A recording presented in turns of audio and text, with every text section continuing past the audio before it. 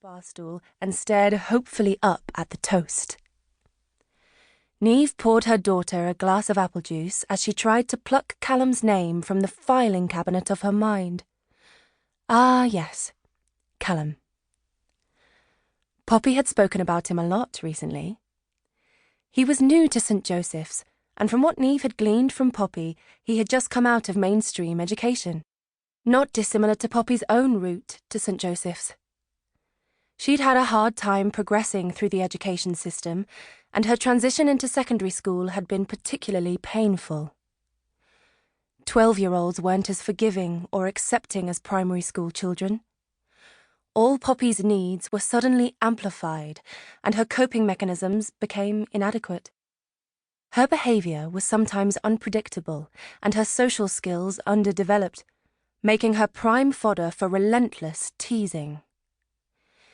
Even though the special educational needs team had tried to help Poppy, Kit and Neve had taken the decision to remove her from secondary school and send her to St. Joseph's, where they had the resources, the time, the funding, and the understanding.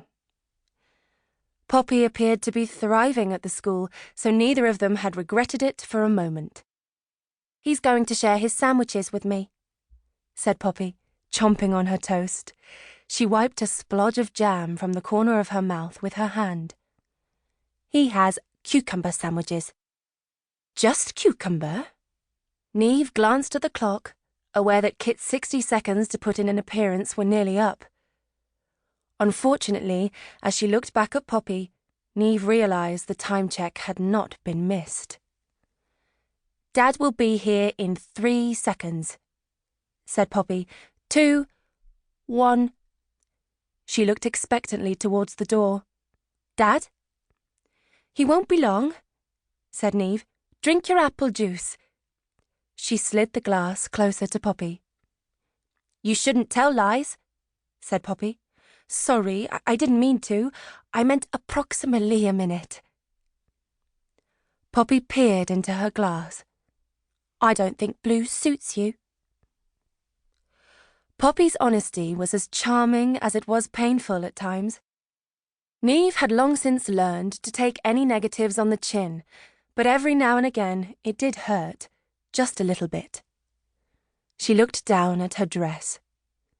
She'd only bought it last week and had loved it as soon as she'd seen it.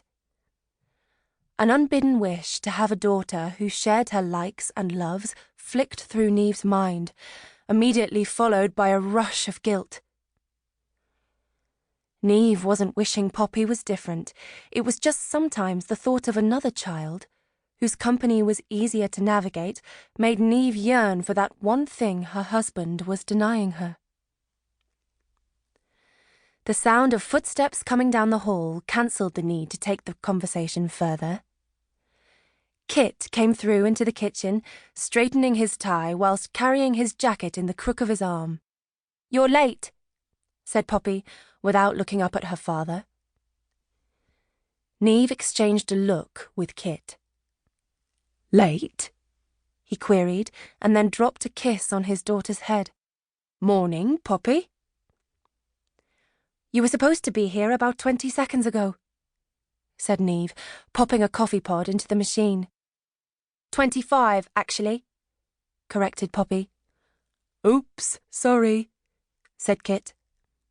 He moved around the Central Island counter and kissed Neve on the cheek. "What's on the agenda for today?" "I have some shopping to do, then it's the open afternoon at Poppy's school." Kit's blank expression told her he'd forgotten. Neve enlightened him. "Where we get to see the project they've been working on?" "Town and country project," interjected Poppy. "You said you'd come." "Ah, yes," said Kit, fiddling with his tie. "I did, didn't I?" He looked at Neve with a "help me out of this" expression. Neve was tempted to let him dig his own way out. Kit, of all people, should know that breaking a promise to Poppy wasn't something that could be passed off easily. And why should it? Just because Poppy had a different perspective on life to most other people, why did he think it was okay to let her down?